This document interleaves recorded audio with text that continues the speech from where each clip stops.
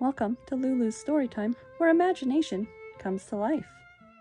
Get ready to dive into a world full of heartwarming tales that will capture your imagination as you drift off to sleep.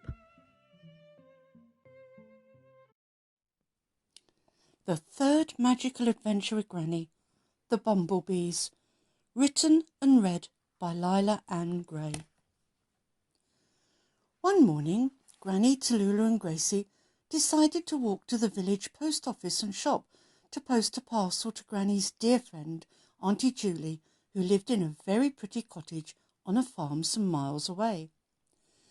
As it was such a beautiful sunny day, Granny had said they needed to go out before it became too hot. The walk to the village was not too far, and there was lots of shady paths if they walked through the woods at the back of Granny's garden. Granny, Lulu and Gracie had the magic, which meant they could talk to fairies, animals, birds, and all sorts of insects. They would no doubt chat with some of the woodland folk on their way through the woods. As they walked along, they saw the two horses that lived in the field they always passed when going to the village. The horses tiredly lifted their heads to see who it was.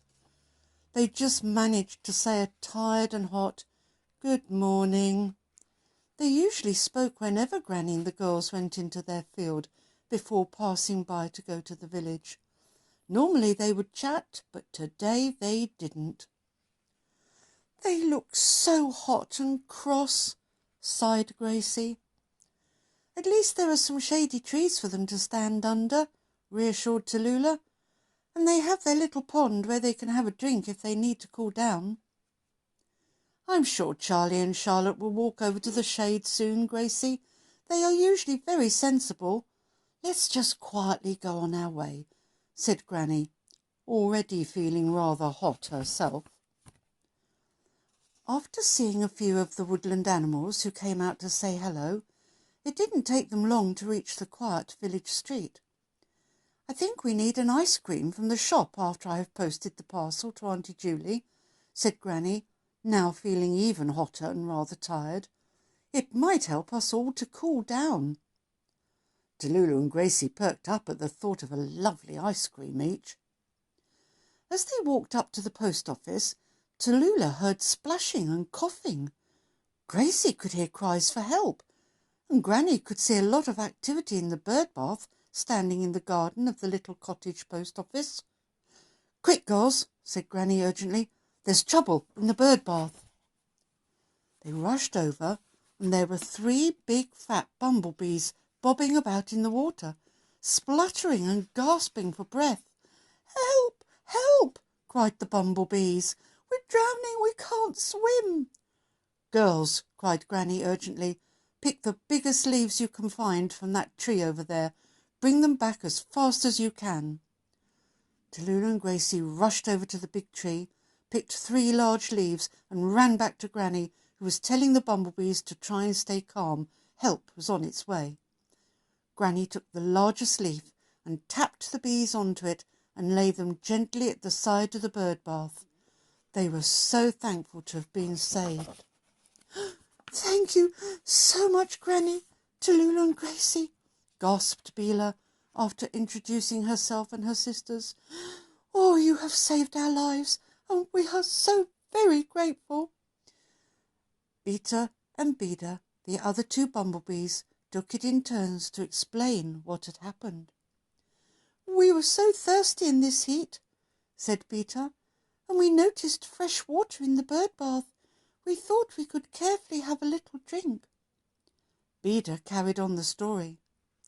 "There was something very slippery on the side of the bird bath, and we slid on it and couldn't save ourselves.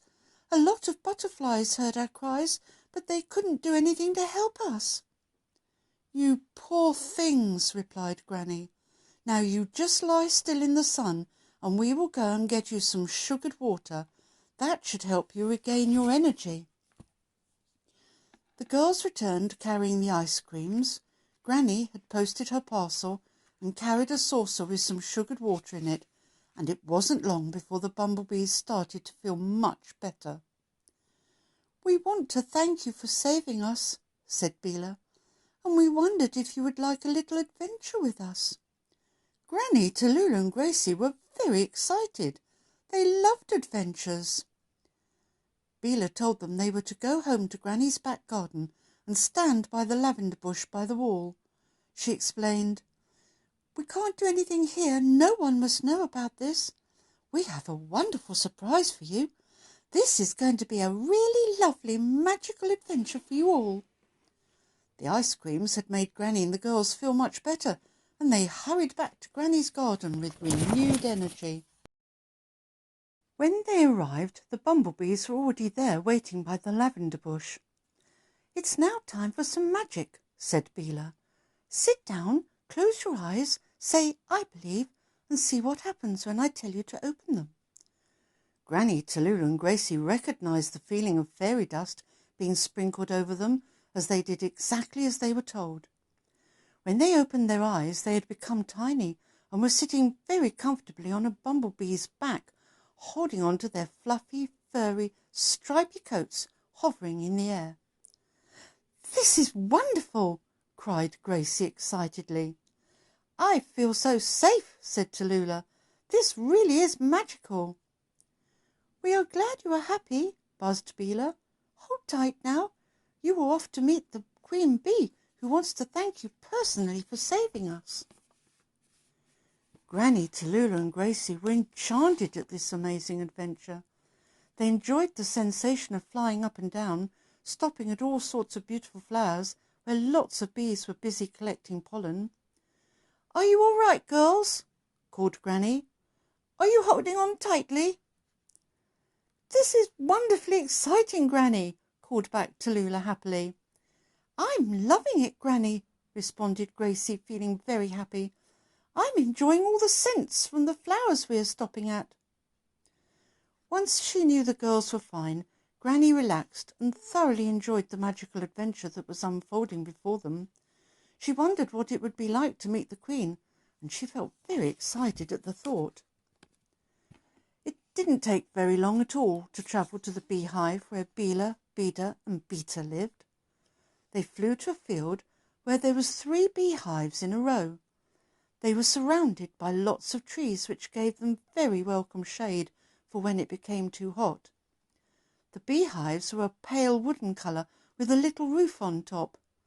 Granny, Tallulah and Gracie could hear the sound of all the worker bees buzzing happily as they made the honey. When Granny and the girls were taken inside, they could hear the bees singing in unison as they worked, and the sweet smell of honey lingered on the air in the hive. There was a large group of bees hovering around a very big plump bumblebee at one side of the hive where Bela, Beda and Beta lived. This was the beautiful and majestic Queen Bee. She wore on her head a wonderful glittering crown. Normally nobody would ever get to see the Queen except the bees themselves. Only those who have the magic, of course, would ever have that special honour. Bela and her sisters took Granny and the girls over to introduce them to Her Majesty. They were instructed to stand not too close to the Queen, just close enough to hear her voice and to listen to what she wished to say. They were also instructed to curtsy before she spoke to them and bow their heads. They were to only speak after she had spoken to them first. They felt rather nervous. The Queen spoke in a low but distinctive voice. "I have heard a great deal about you, Granny, and your granddaughters," she said. "It has been lovely to hear how kind and gentle you all are, and how you watch over everyone in our magical world." She continued, "There is not many we can trust, so we are very grateful for everything you do. I particularly want to thank you for saving the lives of Beta, Beda and Bela today. Without your help, they would have drowned in the bird bath, and that would have been a terrible tragedy." Granny, Tallulah and Gracie felt very happy that the wonderful Queen Bee was so pleased with them. They had just wanted to help when there was trouble, and they were so glad they had been there to save the precious bees. The Queen was overcome with emotion for a moment. shuddering at the dreadful thought of 3 of her beloved bees having been in such danger. "I just cannot thank you enough," she declared to Granny, to Lulu and Gracie. "I want to show you how much I appreciate what you have done for us today. I have instructed some of the workers to find 3 large honeycombs for you, which will be delivered to your cottage tonight. We are very fortunate to have some elves who come to help us from time to time, and they will be the ones who will deliver your honeycombs. We all hope very much that you will enjoy them, and know that they will have been given to you with our love and very grateful thanks." "Thank you, Your Majesty," answered Granny quietly and politely. "That is so kind of you, and we will enjoy your honey immensely." Granny was already thinking of lovely special bread, toasted with honey spread across it. Tallulah's eyes were shining as she thought of a bowl of chocolate ice cream with a topping of nuts and honey. Gracie was trying hard not to dribble in anticipation of a honey sandwich. Today was turning more and more magical as time went on. The Queen Bee asked them each a few more questions about themselves, and then the time came for their audience with her to come to an end. After dropping a curtsy to the Queen, Granny and the girls were returned to Granny's back garden on the back of the 3 bumblebees. Susie, Granny's beloved cat, had been sleeping in the sunshine. She lazily opened one eye, just as Granny and the girls were changed back to their normal size. She jumped up with a startled meow, while the beautiful new bumblebee friends were being waved off. Granny picked up poor Susie and cuddled her, while Gracie cuddled Teddy, who had been lying on the lawn waiting for her return. They were all very tired after such an exciting adventure, and the girls were very glad they were sleeping at Granny's that night. Would the elves bring the honeycombs to Granny's back door during the night, they wondered? Next morning they opened the back door to find 3 large honeycombs wrapped in leaves waiting for them. They all sat at the kitchen table enjoying their treat.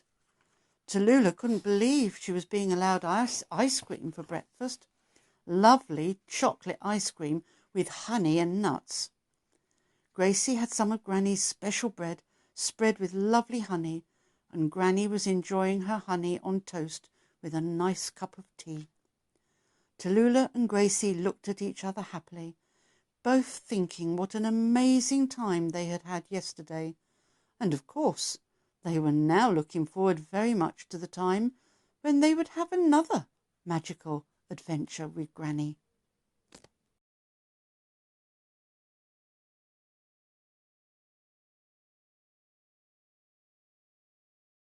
Come back to Lulu's for more story time. Come back to Lulu's for more story time.